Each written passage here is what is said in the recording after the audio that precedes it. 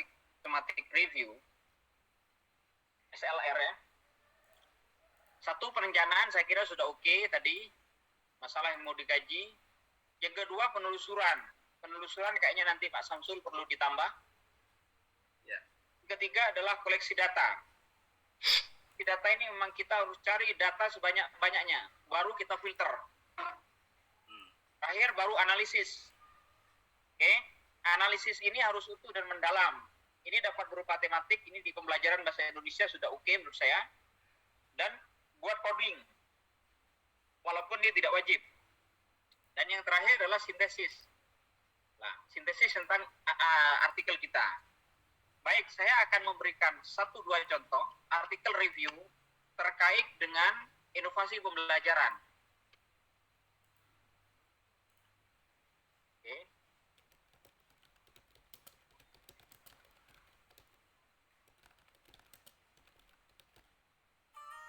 Oke. Coba dilihat Pak ya. Ini saya tunjukkan artikel yang mirip punya Pak Samsul tentang learning innovation. Tapi ini terkait dengan belajar dari inovasi kegagalan. Bapak kan bukan kegagalan kan? Oke. Coba kita lihat satu artikel ini. Download ya. Bapak banyak baca artikel review.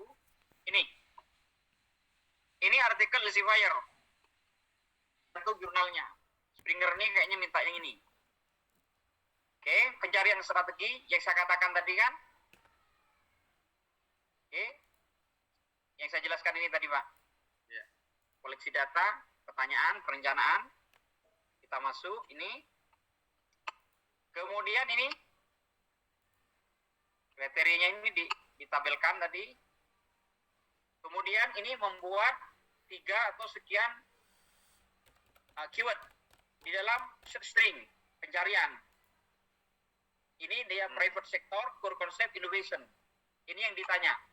Jadi Pak Samsul kalau mengulangi, gunakan tanda bintang, nggak ada masalah nanti di pencarian.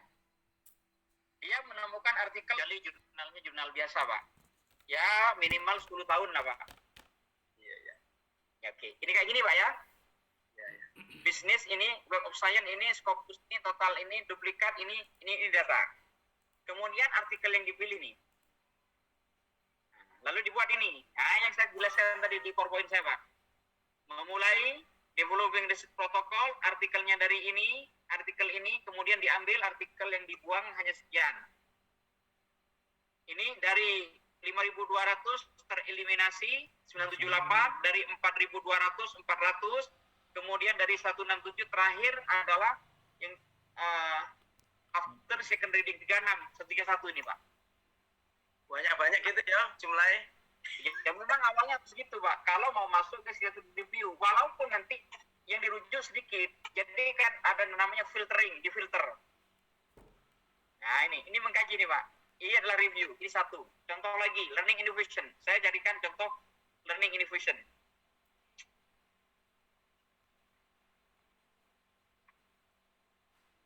Ini bahasa, sambil bahasa Pak ya.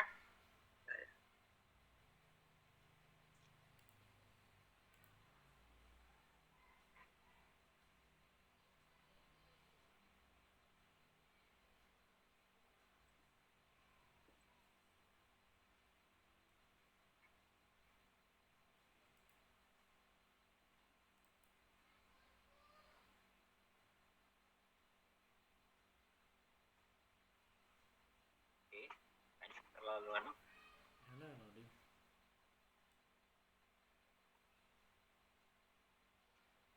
Ini.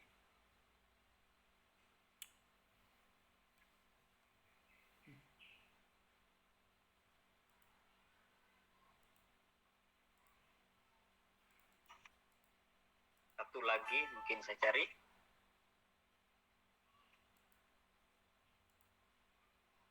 Nah ini Pak.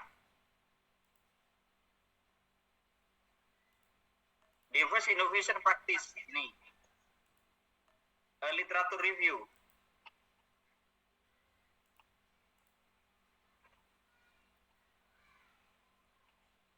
Oh ini enggak. Ini bukan jurnal utuh.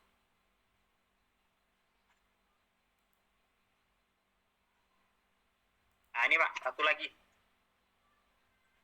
Coba dilihat. Bapak kan learning innovation. Nah, ini creativity ya, innovation ya, and technology. Coba dilihat. Ini Springer juga. Metode ini Pak. Dia ngasih tahu dia. Apa yang dipakai? Ya database-nya RD, Google Scholar, Semantic Scholar Given. Nah, ini kan bukan Scopus Web of Science. Ini masuk ke jurnal Springer nih. Nah, apa yang dipakai? Dia kan an easy space of implementation. Yang dicari ini 4, meaning, discourse, learning, future. Bapak harus, apa yang fokus Bapak tadi? Kan learning innovation. Apa fokus pada learning innovation? Nah, ini learningnya, domainnya ada ini, uneasy, space implementation, ini pembahasannya cukup banyak, ada feature, ada domain dan seterusnya. Nah, ini adalah contoh review, Pak. Jadi itu aja yang ditiru, Pak. Kembali ke artikelnya Pak Samsul. Bapak 3 tahun ya. Nah.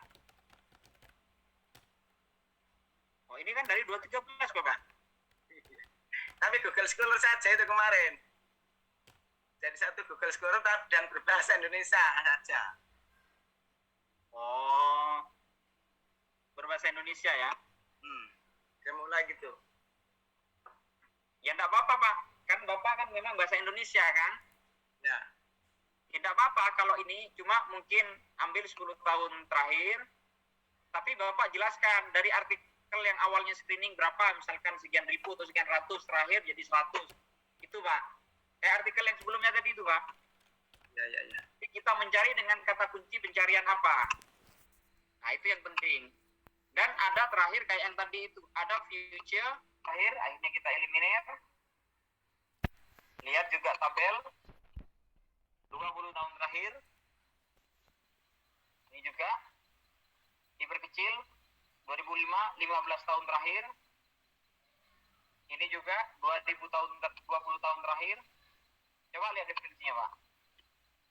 100 lebih Pak. Dari 1000 artikel yang dipersiapkan awalnya. 1000 sekian turun 700, 700 turun 400, terakhir turun 300, terakhir hanya rujuk 100 lebih. Ini contohnya kita tidak perlu di lab, di depan laptop. Ini seperti itu. Oke. Tidak apa-apa Pak, disubmit aja. Ya. Oke, berikutnya Ibu Bapak. Semangat ya Pak Samsul ya. Iya. Pak Samsur dari Universitas Nahdlatul Ulama Surabaya. Mumpung tidak ikut muktamar. Barangkali punya saya, Prof. Oke, yang sekarang kita lanjut ya. Punyanya siapa? Boleh, punya saya Pak Gunawan, Prof. Yang kemarin saya submit itu apa Oke, namanya? Pak Gunawan ini. Iya. Wismanya kayaknya Pak Gunawan kirim ya. Ya. Pak Gunawan ada Bu Hilda ya? Ya, sudah kirim ke Ibu Oh Hilda. sudah, baru dikirim Pak. Oke, baik. Ini ada pertanyaan dari Bu Mary Stikes Bakti. Pak, mohon contoh iya, Pak. dan diperdibatkan dalam hal apa? Oke. Kalau abstrak, Dibedakan dalam hal apa? oke. Baik. Kalau abstrak, kita memulai dari bisa jadi mengapa riset ini penting atau kita bypass saja tujuan riset, metode ringkas terkait bagaimana riset dilakukan, hasil dan implikasi riset. Kalau kesimpulan langsung ke poin pada hasil dan juga bisa diikuti implikasi. Apa yang membedakan? Yang membedakan jangan kalimatnya persis sama. Oke, kalau kesimpulan benar-benar intisari saja dari hasil kita. Itu yang paling penting. Esensinya, di kesimpulan yang ada di abstrak, hasil yang ada di abstrak bisa jadi sama. Tetapi jangan sampai itu kalimatnya sama persis. Itu yang harus kita benahi. Bu Endah Purnamasari, mohon izin bertanya mumpung baru. Monggo Bu Endah. Ya, terima kasih Pak Taufik. Saat ini saya juga sedang melakukan penelitian terkait dengan SLR. Dalam salah satu yang saya analisis adalah time frame penelitian, Pak. Jadi saya kesulitan bagaimana cara mengetahui time frame penelitian dari referensi-referensi yang saya jadikan sebagai bahan inclusion atau included studies. Apakah kalau penelitiannya kuantitatif itu diambil dari pada saat pengambilan data? Kalau penelitiannya kualitatif, apakah diambil dari kapan data itu dianalisis? Maksudnya ada penelitian, ada referensi yang menggunakan data set gitu ya. Data setnya itu menggunakan data-data 30 tahun yang lalu, kemudian dia membuat prediksi 30 tahun kemudian. Bagaimana kita menyampaikan hasil dari penelitian yang semacam ini untuk menyampaikan time frame penelitian yang mereka gunakan. Mungkin itu pertanyaan saya, Pak. Mohon maaf. Terima kasih. Oke, baik. Sebenarnya kalau kita melakukan atau menulis artikel review khususnya systematic literature review SLR, itu kita sudah tidak berbicara lagi penelitian kuantitatif, karena yang kita bahas itu adalah ya sebenarnya lebih banyak kita mengkaji, mengkarakterisasi, mensintesis, mengkritisi artikel terkait dengan topik kita yang sudah terbit beberapa tahun sesuai dengan tujuan kita, sesuai dengan waktu yang ditanyakan oleh Bu Endah, maka time frame itu terserah kita sebenarnya. Semakin bagus, semakin ada yang bidang yang dia meminta semakin lama itu semakin bagus. Tetapi kalau misalkan kita melakukan review artikel SLR khususnya, kita misalkan adalah metode penanganan COVID, ya maka mau tidak mau artikel yang dibatasi 2 tahun terakhir. Nah gitu. Kalau tadi inovasi pembelajaran punya Pak Samsul, ya semakin lama ya semakin bagus. Tapi jangan terlalu ekstrim, terlalu dekat, karena itu riset inovasi pembelajaran itu sudah lama dilakukan. Kecuali inovasi pembelajaran bahasa misalkan dalam era pandemi. Di era pandemi itu tidak apa-apa 2 tahun terakhir. Nah, seperti pertanyaan Bu Endah tadi, Bu Endah bidangnya apa Bu ya? Saya di food security, Pak. Oke, kalau Ibu berapa tahun yang Ibu rencanakan ini? Maksudnya penelitian saya atau enggak, review, artikel reviewnya? Iya. Jadi kajian saya itu tentang rantai nilai daging untuk mengatasi masalah malnutrisi.